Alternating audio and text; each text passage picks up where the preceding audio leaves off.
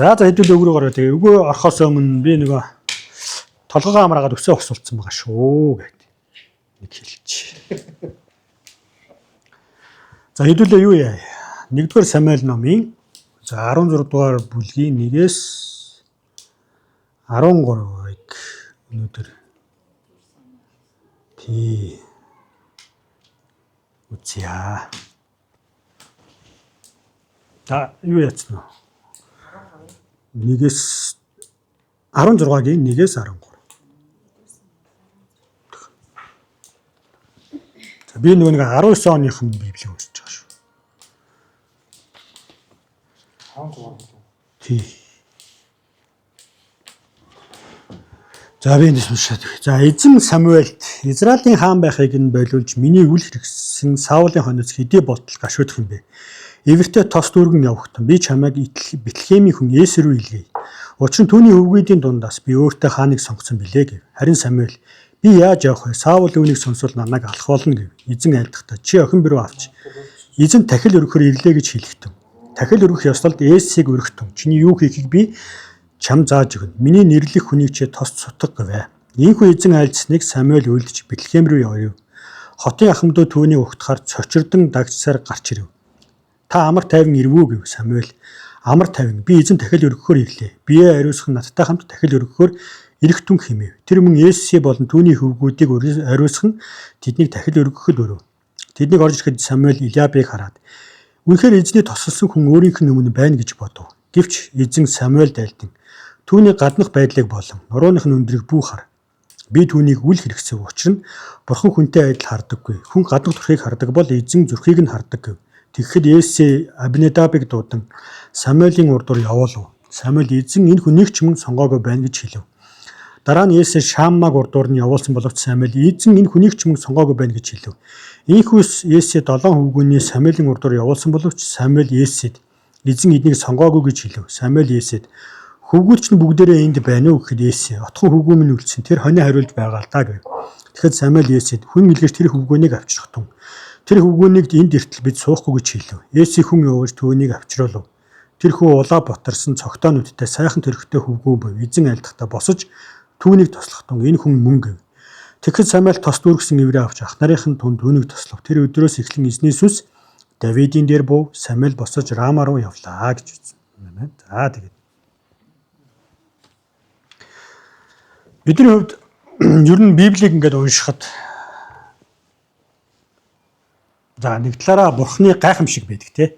Нэг талдаа бурхан хүнийг эдгээдэг, чөлөөлдөг. Зарим талаараа шууд одоо гайхамшиг үйлдсэн байгаль дээр улаан тэнгисийг хуваасан ч гэдэг юм уу. Тэгсэн мөртөө нөгөө талд нь хүмүүсийг 40 жил цүл дотор удирдсан.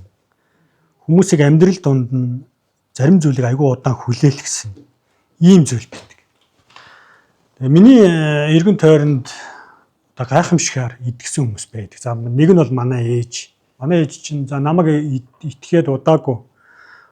За 2008 онд юм уу та ер нь айгүй хүнд өвчин тусаад ер нь бөөрийн нэлээд хүнд өвчин тусаад хэвтэрт орцсон байсан. Тэгээд эмнэлэгт үзүүлээд юу гэсэн гэхээр за бидэрт бол нэх хэмчлээд хар юм алга байна гэдэг. Тэгээд тухайн үед би яг одоо тий эзний өмнө ээж одоо гуйжсэн байхгүй ээжийг нь эзгээд өгөөч гэдэг. Тэгсэн чинь одоо сая бид нар нөгөө дуулсан шүү дээ Есүс бидний хаан мэнэ гэдэг. Тэг ягаад чи би одоо манай гомбо гэдэг найз байгаа. Хин мэдэн. Тэднийд очиод гараажтанд нь залбираа суудсан чи эзэн зөвөр намайг магт гэдэг. Тэгээ саяны тэр дуугаар би баг 3-4 цаг магтсан байт юм аа. Өөрөө анзаараагүй. Магтаал суу нэг мэдсэн чинь бүр өдөөс хойш болцсон.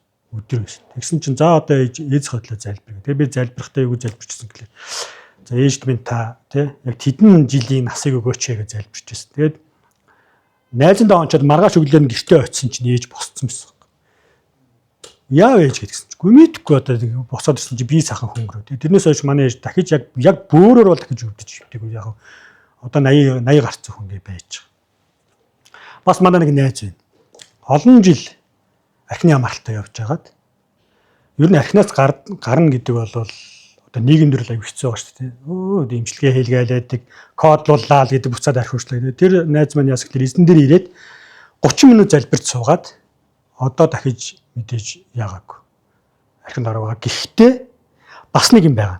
Нөгөө талын нэг сони юм. Юу гэдэг юм бэ? Эзэн гээд гайхамшигар хүнийг эдгээсэн, ард түмнийг чөлөөлсөн мөртлөө тэр хүмүүс амьдралынхаа туршид яг тэр гайхамшигар эдгэж чөлөөлөгдсөн шиг амьдрдаггүй, унаж босоо яваад эхэлдэг. Унаал, босоол. Тэгээ тэр үедээ хүмүүс ямар хандлага гаргадаг вэ гэхээр итгэгчнэр яг намайг тэгж эдгэж чөлөөсөн шиг тий яг тэр гайхамшигэр миний амьдрал болгоод одоо юу гэдгийг намайг илүү сайн хүн болгоход яг л тэр шиг 30 минут залбираад би болчмоор юм шиг тий. Магадгүй нэг цаг ч юм уу. Гэтэл тэгдэггүй. Тэгээ энэ үед итгэл одоо бидний хувьд ямар зөрүү гардаг вэ гэхээр эзэн яг тий гайхамшигыг ямар үед нь хийгээд магадгүй ямар үед нь эзэн яаж ажиллаад байгаа юм бэ гэдэг дээр одоо чухам юм сонирхолтой юм гарч. Тэгэхээр энэ түүхээр дамжуулаад хэдүүлээ нэг юм хоёр зүйлийг харьяа гэж бодож байна. За тэгээ саяны уншсан хэсгийг бид нар ер нь бол итгэгч нарын айгүй их хуучин гэдэнээс бас мэддэг л нэг түүхэлтэй. Тэгээ нэг бид мэддэг штэ. Бурхан бол гаднах байдлыг хардаг бай, шууд дотор зүрх сэтгэлийг хардаг гэдэг. Яагаад вэ гэдгийг нь бид нэр ер нь яах вэ? Өөрийнхөө хэмжээнд нэлээд эзнээс авсан ишлэлтийн дагуу ярилцъя гэж бодож байна. За тэгэхээр энэ үйл явдал маань хизээ болсон бэ гэхлээр яг одоо энэ түүхэн үйл явдлыг харахтаа ер нь нэг аргачлал байгаад байгаа шүү дээ. Ялангуяа сүүлийн үед сэтгэл засал юу хэрэгжилж байгаа тий. Тэр хүнийг тэр нэг муу гачин имхээс илүүгээр тэр хүн ямар орчинд өссөн юм бэ? Ер нь багада юу туулж өссөн юм бэ гэдгийг хардаг болсон. Энэ айгүй зөв аргачлал гэж бодож байгаа. Тэгэхээр Библи тайл дээр бас тэгж харах хэрэгтэй. Бид нэг Давидын түүхийг уншихдаа магадгүй нэг 100 жилийн өмнө ч юм уу саяхан болоод өнгөрсөн юм шиг хардаг. Гэтэл түүхийг тухайн хүний одоо тий үзэж туулсан зүйлийг харахтаа бид нар яг тэр нөхцөл байдалд нь харж ээж илүү одоо юмыг илүү ойлгоно. Тэгэхээр яг энэ бид нэг юу яадаг шүү дээ. Монгол хүмүүс түүхийг хүмүүсийн багаж зэвсгээр нь ангилдаг тий. Хүрэл зэвсэг, чулуун зэвсэг энэ төр гэдэг. Тэгвэл Давидын яг одоо бидний уншиж байгаа хэсэг бол хүрэл зэвсгийн сүүл үе, төмрийн түрүү үед. Одоогоос 3000 жилийн өмнөх. За бид нар одоо юу гэдэг юм бэ? Монголчуудын хувьд бол яг Чингис хаан 13 дугаар 100 тэрнээс өмнөх тэрнээс хойш гэдэг ер нь нэг түүхийг яг 13 дугаар 100-аар ингээд хуваарлдаг тий. Тэгтэл би яг одоо бид нар ингээд харах юм бол Чингис хаанаас бид нар ерөөсөө 860 жилийн л дүү. Давидаас бид нар 3000 жилээр дүү. Тийм асар хол зөрөөтэй. Тэгэхээр бид нар нөгөө нэг Давидын түүхийг уншаад яг одоо байсан шигээ шууд хараад одоо Давид тийм байсан ийм байсан гэх. Тэгэхээр тэр нь юу вэ гэхээр яг энэ түүхийг харахаараа Давидыг ерөнхийдөө нөгөө нэг ингэж харах гэдэг тийм. Тэрний юу гэвэл ер нь их шовдор хүүхдээсэн. Яг мал залаа хариулаад гэртээ юм хийгээл ах нар нь юм хийдгүүч гэдэг юм уу тийм. Ялангуяа яг энэ нөгөө нэг үйл явдал дээр ингээд яасан гэхээр ах нар нь байгаад энэ тахилын үйл явдлын үе дээр одоо Самуэль 9 үед тэгээд Давидыг дуудуулаад хоньны бэлчээрээс гэд ингээд ярьдаг. Тэгэхээр бид нар яах ёстой вэ гэх юм бол эхний ээлжинд ер нь Давидын амьдарч байсан тэр үед Израилийн нийгэм за тэрийн гэр бүлийн хүмүүсийн байр суурь тэгээд бас тухайн үеийн хөдөлмөрийн хуваарийг бид нар харах ёстой болж байгаа. Тэгэхээр эхний ээлжинд Израильчууд бол хончид байсан. Одоо эн чинь бүр хүрэл зэвсгийн үе юм бид нар ярьж байна тийм. Яагаад гэх юм бол Израильчуудын өөрсдийнх нь нийгэм нь сүргийн бүтэц гэх юм уу одоо маллынхан бүтэц нь хонь ямаа үхэр гэсэн зүйл байгаад. Яагаад гэвэл бид нар мэдж байгаа тахил өөрөөхөд хонь ямаа хэрэгтэй. Үхэр хэрэгтэй. Нөгөө талаараа тэдний амьдралын гол юм нь юу байсан гэхээр юу яаж байгаа. Одоо майхан савн бүгдээрээ ямааны арьсаар хийдэг.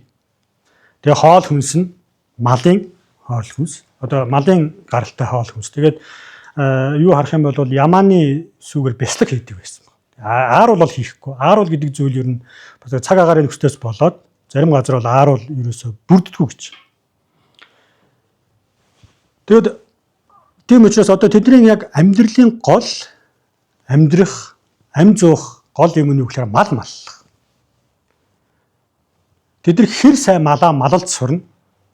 Том болоод нэг тэр маллаж амьдрах учраас одоо малчин айлууд мэдчихэе тийм манай монголчууд мэдчихэв. Малалж өссөн учраас 3-4 наснаас нь эхлээд хүүхдийг хураг шиг эргүүлж эхэлдэг.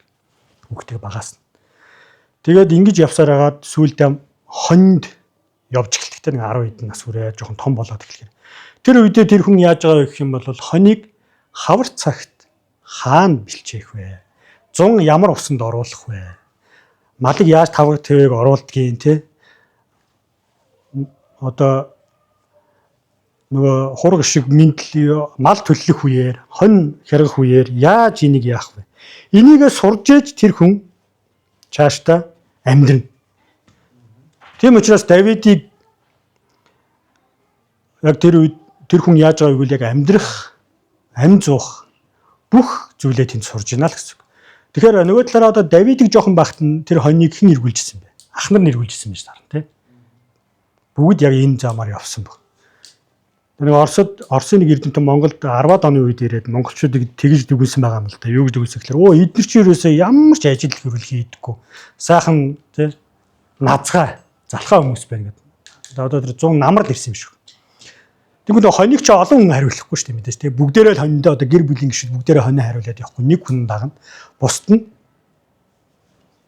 хийгээд байж байна.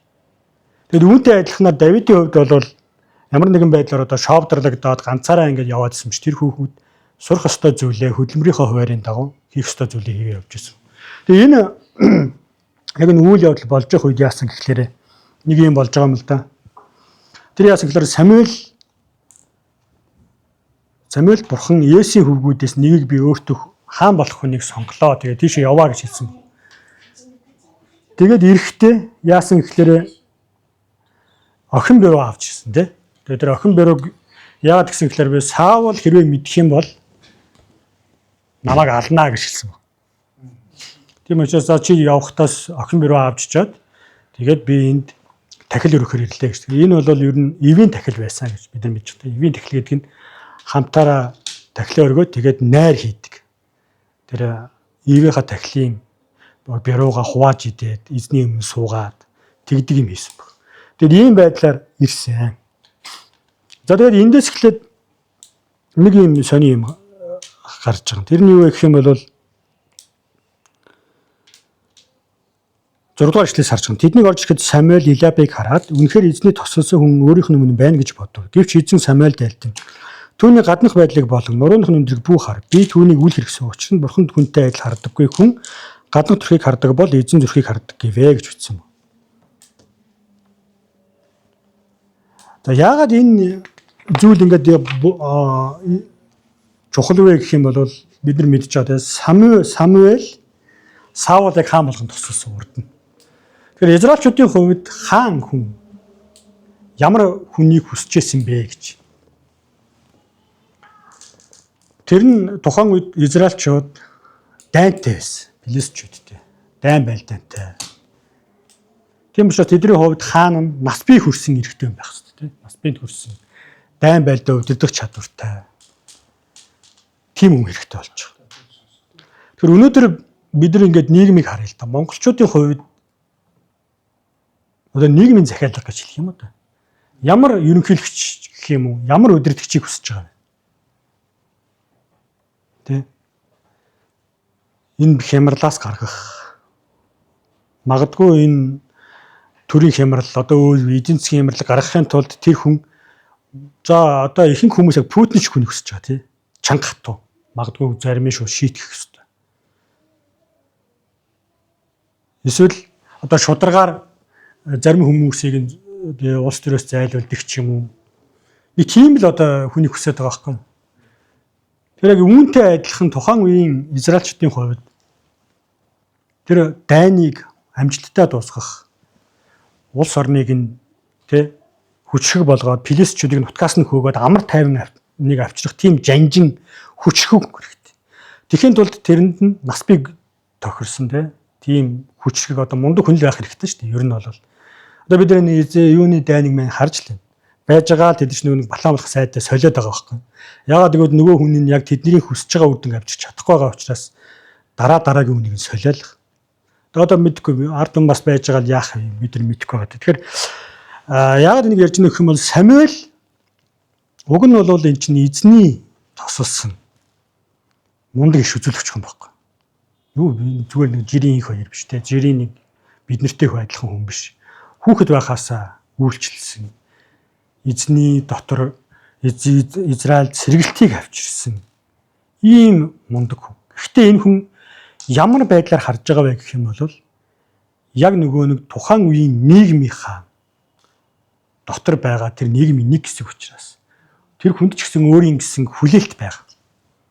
Тийм учраас юу харж байгааг л Илиабыг харахтаа бас бид хүрсэн том сайхан хүчрэг биетэй ийм хүн байгааг хараад энэ хүн үнэхээр хаан болж болохоор хүн байна. Одоо Орхон баярыг л бид нар ч нөгөө нэг сайн нэг хэсэг өстө хөө гэл тийм ядаж нөгөө аямсан ч одоо эмхтэй караштай бүгд л ерөөсөө өстө дэмжээлсэн бишрээлсэн физикал Азиагаас тэгсэн чинь одоо дахиад эргээд яаж байгаа вэ нөгөө эхнэрээс нь болоод бас нөгөө бүйл идэл үзий ядаал эхэлсэн. Тэгэхээр зүгээр одоо нэг Орхон баяр битээр ингээд байж илаа гэж бодъё. За яг би ч одоо тэрнтэй харьцуулахад юу ч хэлээд. Тэгтээ яг одоо тий. Одоо битэрийг ингээд зогсоогоо за спорт тий Монголын одоо спорт биеийн тамирын хорооны даргааг алийг болгох вэ гэж хэлэх юм бол хүмүүс гаднах байдлаар нь. Ер нь бол хүн тийм шүү дээ. Харлаа. Орхон баяр ч хүү тий одоо метр 80 эдтэй 100 хэдэн килограмтай тэр чинь булчин шүрмэсний зангирчсан айгүй сайхан зал байж байгаа шүү дээ. Хажууд нь би чинь нэг мартаасан нэг юм яаж байгаа. Хүмүүс алийг сонгоно гэж бодож байна. За өнөөдөр ингээд бас юуг нь харъя. Монголд ингээд юу байдаг юм бэ л да. Ер нь монголчгүйгээр бүх оронд парламентын сонгуул, ерөнхийлөгчийн сонгуульд нас цаасан байдаг тийм. Та анзаардгүй 30-аас 50 нас. Тэгсэн мөртлөө хүмүүс сонгохдоо 30 настай хүн баг сонгодгүй. Ихэнх нь 40-оос 50 настай хүн сонгодог. Яагаад?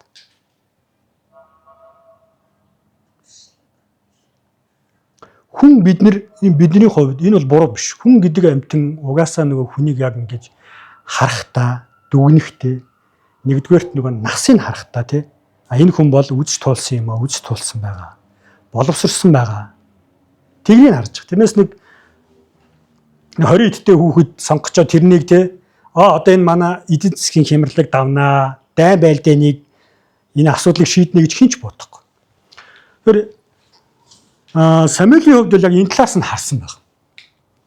Ер нь яг хүн учраас. Зүгээр би тэр яагаад энийг хэлж байгааг бол Самуэлийг бид нар хүн байсан гэдгийг нь бодоод бид нар ч гэсэн өөрсдөө яг хүний талаар хүний өнцгөөс дандаа сонголтыг хийдэг.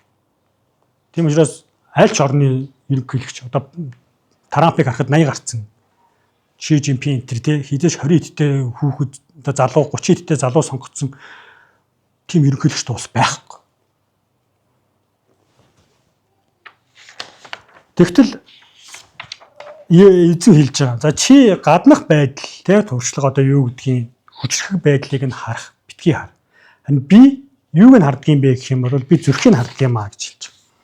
За эндээс бидний үзэх нэгдүгээр хамгийн чухал нэг юм байна. Тэр нь юу вэ гэх юм бол энэ зүрх гэдэг нэг юм байна. Ойлголт байна. 13-ын 14 дээр хэлэх юм бол Самуэль Саулд урд нь хэлсэн. Юу гэсэн гэхээр эзэн өөрийн зүрх сэтгэлийн дагуу хүнийг хайж олсон гэдэг нэг юм хэлсэн. Тийм хайж олсон гэдэг. Тэгэхээр энэ зүрх гэдэг нэг юм ойлголт байна. Тэгээд яг хуу ер нь яг еврей хэл дээрээ левав гэсэн үг байд юм. Би ч одоо нөө библийн сургууль төгсөхдөө бас зүрхний хатуурал гэсэн нэг юм хийсэн юм аа. Тэгээд тухайн үедээ их л мундаг хийчлээ гэж бодсон. Одоо ингээд эргээд харахаар бас л нарийн сайхан юм хүмүүс хараагүй л байлаа. Тэгтээ яг. Тэнгүүт одоо энэ нэг зүрх гэдгийг монголчуудын хувьд зүрх сэтгэл гэдэг хоршоо үгээр ярьдаг тийм. Тэгээ бид нар ингээд нэг мэдрэмж, хайр, маяр гэдэг дээр их ярьдаг. Зүрхийг ярихдаа зүрх сэтгэл гэдэг ингээд хоршуулад. Тэгтэл энэ еврейчүүдийн за израильчүүдийн хуучин гэрээний левав гэдэг ойлголт нь тийм биш. Мэдрэмж, хайр гэдэг ойлголтоос илүү. Мэдрэмж, хайр гэдгийг тэд нэр элэг, гэлүү гэдэгтэй холбож их ярьдаг. Харин энэ левав гэж ярихдаа юу хэлсэн бэ гэхээр яг хүний одоо яг эцсийн жинхэнэ хүсэл зориг. Эцсийн шийдвэр бүр гүний бодлыг энэ левав гэдэг үгээр илэрхийлж.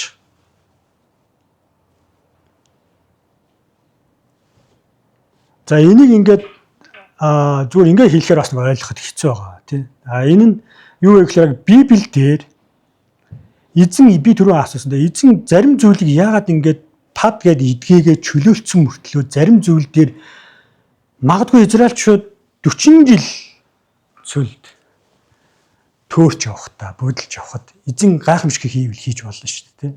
Тэг яагаад тэгсэн юм бол? Бид Авраамийн түүхийг харж болно. За магадгүй одооны зүгээр тэрийг зүгээр одоо юун дээр авчиръя л да. Одоогийн зүйл дээр авчиръя. Олон хүмүүс ингээд арх дарснасаа ч гэдэг юм уу өвчин юмгээс би идгээсэн гэсэн мөртлөө тэд нэр унаж босоод яваад идэг. Яг тэр гайхамшиг идгээч гэсэн тэгэнгүүтээ тэдний бидний хүсэл юу вэ гэхээр яг эзэн надад тэр гайхамшиг хийсэн шигээ намайг пад гэл өөрчилж байсан. Пад гэл ингээл те. Ингээд яагаад тэр нь магадгүй бидэрт айгүй амархгүй. Тэгтэл тэгдэггүй. Тэгтээ яг бид нар ингээл залбирна мэдээж иргэнснээс те. Намайг тэгэж өгөөч, ингэж өгөөч. Тэнгүүт эндээс нэг юм гарч ирж байгаа нь юу вэ гэвэл эзэн зарим талаараа их сонин ажилтдаг байгаа. Тэрний нэг нь яг энэ зүйл дээр гарч байгаа юм. Энэ зүрх гэдэгтэй холбоотой.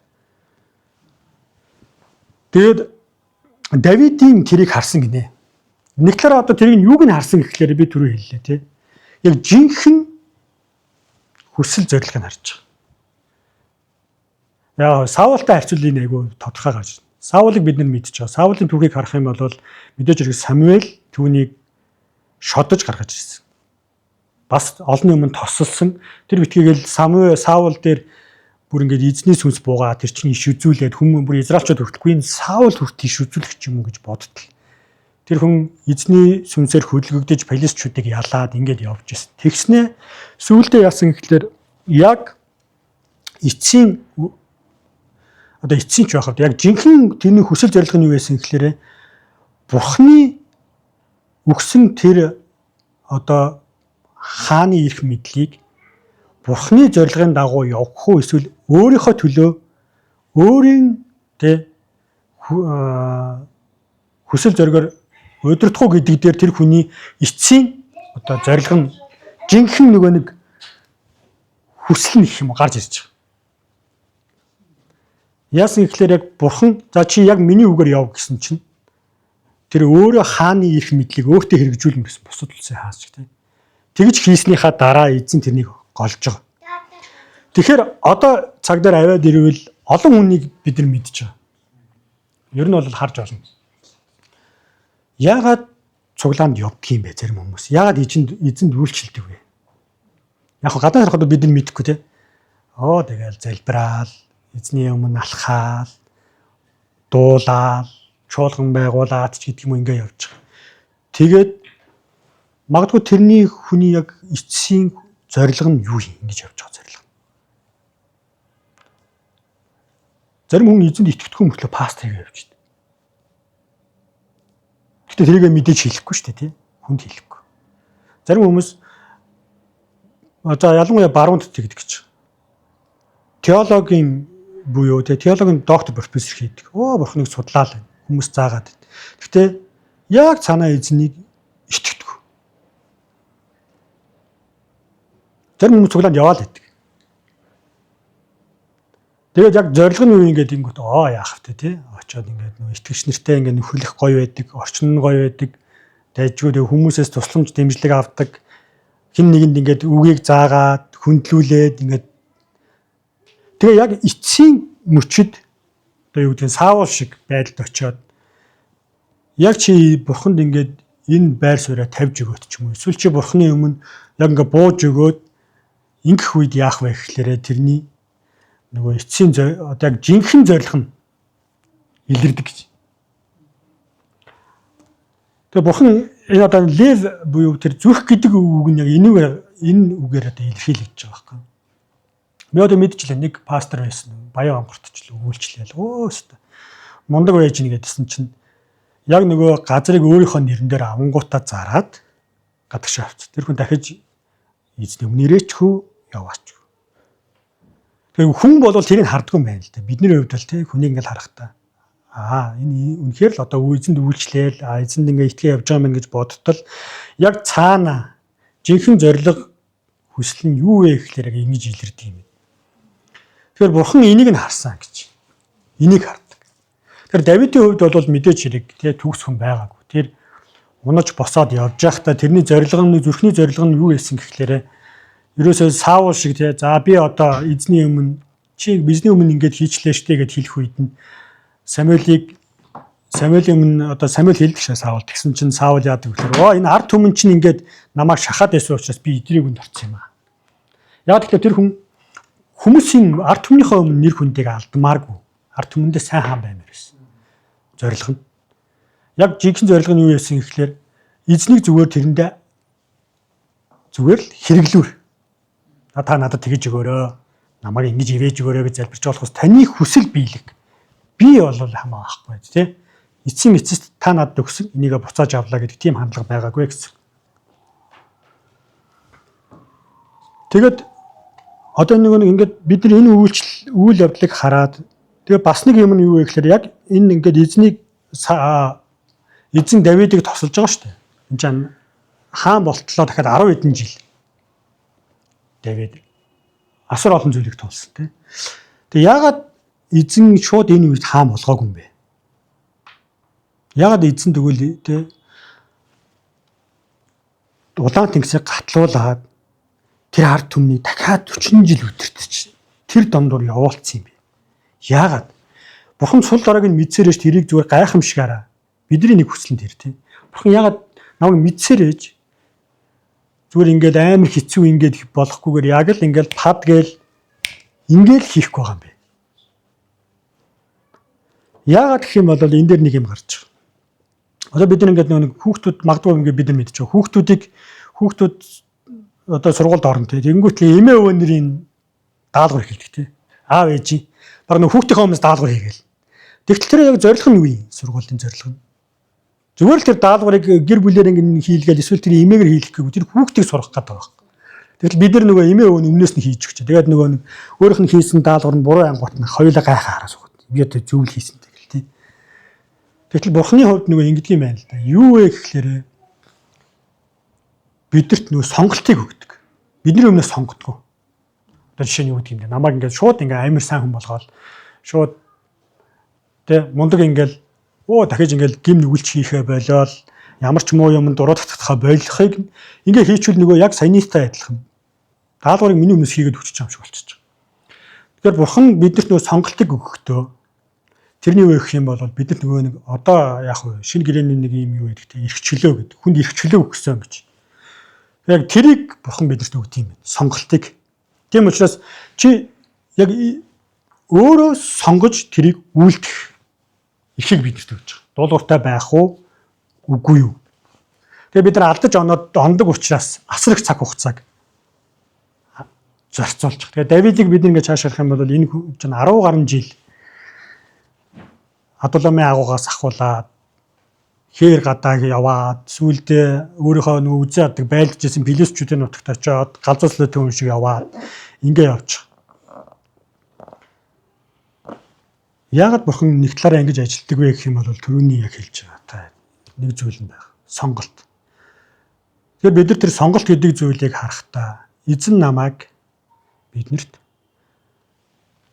харилцахын тулд биднэртээ зүгээр нэг тийм те програм суулгацсан робот шиг байлгахгүй тулд бид нар сонголтыг өгдөг учраас хүн өөрөө унаж босоод ингэж алхаж байгаа. Тэгээд Давидын нэг айгүй анхаармаар нэг зан чанар байгаа. Тэр нь юу вэ гэх юм бол Галита тулдгаас илүүгээр 2 удаа Саулыг алах боломж гардаг тийм.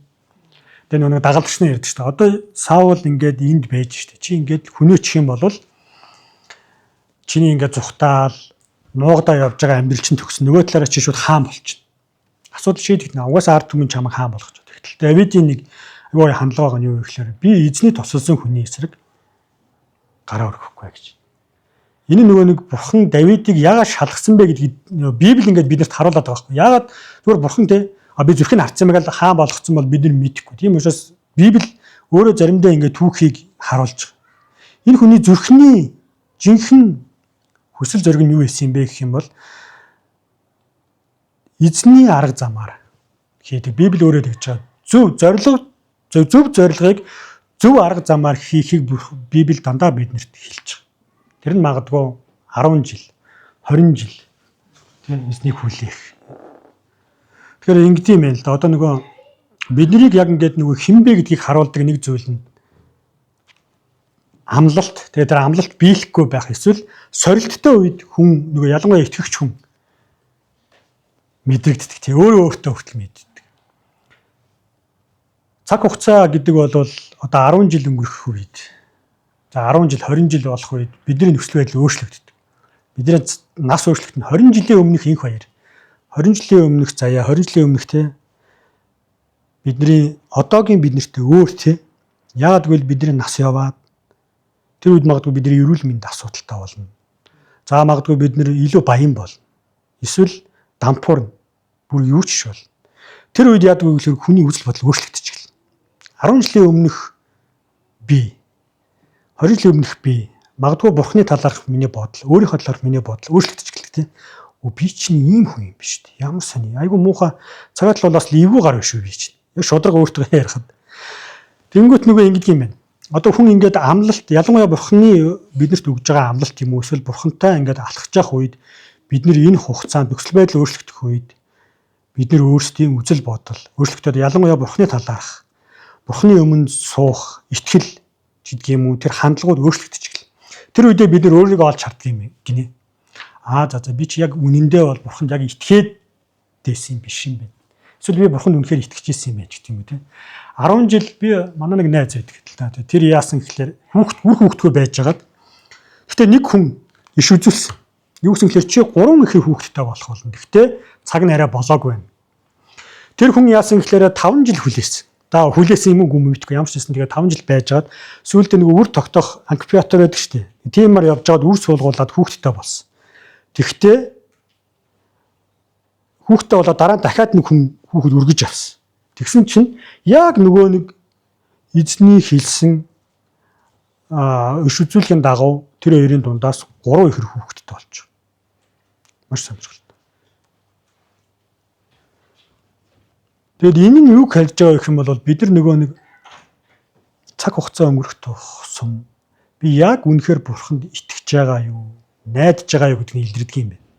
Давидын үед 10 хэдэн жил явах үедээ энэ үед тэр хүн бурхны амлалтанд итгэсээр байсан. Тэгээд зөв зорилгыг зөв арга замаар хийж явах. Давид Саулыг алаагүй. Эзний өөрөө энийг хийхийг би яг зөв арга замаар тэнд очимоор байна. Тэгээд эндээс яг би яг одоо юуг хэлэх гээд байгаа вэ гэвэл эзэн нэг талаараа ингээд нөгөө нэг биднэрт ингээ гайхамшигыг харуулдаг. Гэхдээ нөгөө талаараа биднийг яагаад амьдрал дундуур юу гэдгийг яг ингээд гайхамшиг хийхгүйгээр унаж босгоод ингээд явуулаад байна гэх юм бол нэгдүгээр бурхан биднэрт сонголтыг өгдөг учраас сонголт өгсөн учраас бид нэр өөрсдөө нь сайныг сонгуулахын тулд унаж босгохын тулд тэгэхэд бол бидэрт өгж байгаа. Харин бид нэр магадгүй заримдаа бид нэр Саул шиг эхэндээ ингээд харуул эзэнд итгэж байгаа юм шиг боловч цаг хугацаа өнгөрөх тусам магадгүй эзний өмнө дуулууртаа явах ёстой үедээ бид нэр хүний харах ивэлдэж эхэлдэг. Бөөдөр гүйжиж жаал, лам дээр очиол. Эсвэл ямар нэгэн одоо хүний арга замаараа ч гэдэг юм уу. Хүний хараа. Гэтэл эзний хүсэж байгаа зүйл нь юу гэхээр Давид их шиг, магадгүй Авраам их шиг бид нэрийг тэгж алахыг хүсэж байгаа. Тэгэхээр энэ хугацаанд одоо бид нар юуг яах ёстой гэвэл жинхэнэс та бид нар өөрсдөөсөө асуух ёстой болж байгаа. Тэрний юу гэвэл яг миний жинхэнэ хүсэл зорилго яг юу юм бэ? Цуглаанд явж байгаа. Эзэнд үйлчлэж байгаа зорилго нь юу юм? Бид нар өөрсдөөсөө асуух ёстой болж байгаа. Эзэн бол тэрийг мэдчихэж байгаа. Харж байгаа. Нөгөө талаараа бид нар яг өөрийгөө цаг хугацаа өнгөрөх тусам эзэн дотор алхахдаа өөрсдөө яг шударгаар хэлбэл бид нар өөрсдөө олж харддаг шүү дээ. Яг үнэхээр эзэнд итгэж чинь үү? Яг эзэнд би дуулууртаа дагаж чадах нь уу? Үгүй юу? Тийм учраас бүгдээрээ эзний өмнө ингээд зогсох очихдоо гайхамшиг бол байдаг эзэнд. Гэхдээ нөгөө талаараа эзэн биднэрт сонголтыг өгж байгаа учраас биднийг амьдрал дундуур туулуулахдаа янз бүрийн нөхцөл байдлаар явуулж байгаа. Харин тэр үед бидний яг юу илэрж байгаа вэ гэвэл бидний жинхэнэ хүсэл зорилго, бидний эцсийн шийдвэр, жинхэнэ гүн бодол хаана байгаа вэ гэдгийг бид нар өөрсдөө ш тэр бусдын өмнө тэр илэрч харагдчих.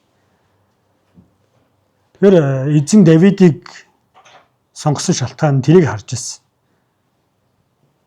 Давид яаж хаан болох вэ гэхээс илүүр ямар хаан байх вэ гэдгийг эзэнд аягүй чухал байгаад.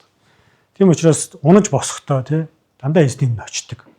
Энэ юу вэ гэхээр тэрний хүсэл одоо яг тэр зүрхнийх нь яг юу эзний өмнө байсан хүн учраас тийм болж. Тэгэхээр бид нар тэгхийн тулд юу хийх юм бэ гэвэл үзэн яг эзнийг хувьчилж гэж одоо яг тэрийг онцлж хэлмээр. Хувьчилж таньж мэдэх хэрэгтэй. Яг ганцаардах үедээ, зовлондоо унах үедээ яг эзний өмнө суугаад эзэн гэж яг хин юм бэ? Би тэрэнд яг хэр итгэж найдаж байгаа юм бэ? Бүхнээ алдах үед магадгүй бүр амар мундаг хүн болцох үедээ би тэр эрх мэдлийг, эд хөрөнгийг эзний хүсэл зорилгын дагуу тий одоо юу гэдгийг зарцуулах уу эсвэл өөрийнхөө дагуу цаг хугацаагаа тийх үү гэдгийг бид нэр аягүй сайн бодох хэрэгтэй. Өнөөдрийн яг энэ хуваалцах зүйл бол энэ байна. Тэгээд яг миний хувьд бол яг хүнийхээ хувьд бол мэдээж аягүй төвчээр алдах үе байна. Одоо та нар мэдж байгаа тийм би охинтойгоо уулзах цаг. Ер нь бол ингээд хүний өдөр харуулаа амархан л та гүйж чад. Ямар нэгэн байдлаар хэрүүл зодоо хийдэг ч юм уу тийм яадаг чинь тийм. Гэхдээ би юу хүсэж байгаа гэвэл мэдээж хэрэг би яг эзний зөв цагийг зөв арга замыг хүлээж залбирч. Яг энэ хугацаанд бид бизнес гуйж л байгаа юм л да. Бурхан минь одоо тэгээд би яах юм те энэ хооронд гэж охинд минь нэг юм тохиолдох ч юм уу эсвэл за муугар бат. Би ч одоо гинтхэн хүн чинь явж байгаа те янд юм байрал ингүүд үхээд өгдөг ч юм ингүүл яана. Тэрнээс өмнө би өөрийнхөө те хэрүүлжтэй идв ямар хамаатай. Гэхдээ эзэн хүлээ гэсэн учраас хүлээж. Амархан биш. Тэр бүгдээрээ би ч өөрөөсөө асууж. Миний яг эцсийн хүсэл миний жинхэнэ зорилго яг юу юм бэ? Цуглаанд явж байгаа. Эзэнд үйлчлэх зорилго. Яг юу юм бэ? Эцсийн. Тэгээ эзний өмнө хин Давид дуулсан гэх та надад цэвэр зүрхийг өгөөч гэж. Би эзний өмнө гойж байгаа. Эзэн миний магадгүй би зүгээр те хамт олон хэрэгтэй болоод эсвэл тэнд намайг хүлээн зөвшөөрөх байх гэдээ бодоод ирсэн ч гэж магадгүй. Харин эцсийн зорилго маань яг таны өмнө хинч намайг үгүйсгээд одоо би хинч ш болоод дампуураад юу ч болсон яг Давид шиг та өгсөн буцааж авсан эзэн алдар шиг Йов шиг тэгээ суух надад яг тийм жинхэнэ миний яг зорь яг тэгж чадахгүй би. Тийм үү хэрэг чадахгүй бол эзэн минь шудраг л хэлээ. Би хин нэгэн байхын тулд таны өмнө ирсэн. Таныг би зөвхөн өөрийнхөө зорилгын нэг хэсэг одоо тий нэг туслах дэмжлэг болгосон. Байгаа бол та намайг уучлаач. Би яг тэгж алхмаар. Гэхдээ эзэн өөрөө хэлсэн. Би яг тийм зүрх сэтгэлтэй хүнийг хайж идэг. Хайж олсон. Олсон нэгээ би тий зэмлдэг, сахилгажуулдаг. Бүр тэр битгий хэл одоо Давидын амьдралыг харуулт гэж. Тэгээ сүүлд нь би алдаршуулт гэж хэлсэн. Магадгүй бидний зарим нь тэгж Давид чиг олдоод магадгүй дахиад ингээд засагдаад илүү сайжраад явж иж магадгүй бидний зарим нь магадгүй айгүй бол Саул шиг яг бидний жинхэнэ хүсэл зорилго маань арай өөр байгаад зайлуулагдаад унаж босооч явж иж магадгүй. Бид нар мэдэхгүй. Гэхдээ ямар ч хэсэн эзэн нэг гоё юм байгаа. Эзний өмнө очиод эзэн минь та надад цэвэр зүрхийг өгөөч. Тэ? Гойж бол. Тэгэхээр бүгдээрээ эзний өмнө эзнээс асууж гараа. Миний яг жинхэнэ зорилго яг юу юм бэ? Эзэн үйлчлж байгаа эзэнд явж байгаа зорилго нь. Магадгүй би хинч болоод яг яах үед эзнийг магтаад эзний өмнө бууж өгөх үү эсвэл үгсэн лайл байна. Одоо би өөрийнхөө шийднэгээд явах уу мэдэхгүй. Тэ? Бүгдээр хамтдаа. Эзний өмнө ирээд залбирцгаая. Тэгээ бурхан бол